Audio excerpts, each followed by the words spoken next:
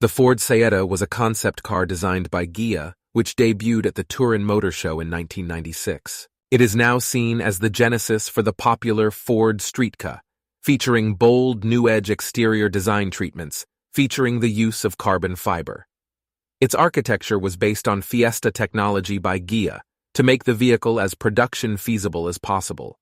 Finished in electric blue, this stunning concept car featured a central arch connecting the upper frame of the windscreen with a bold, silver-colored architectural truss that gave it a purposeful look of strength through its functionality as a rollover protection bar.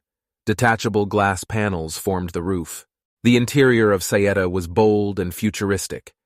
Designers were less concerned with the interior's production feasibility and created an interior of unique shapes and bright colors, with electric blue and silver as the most dominant.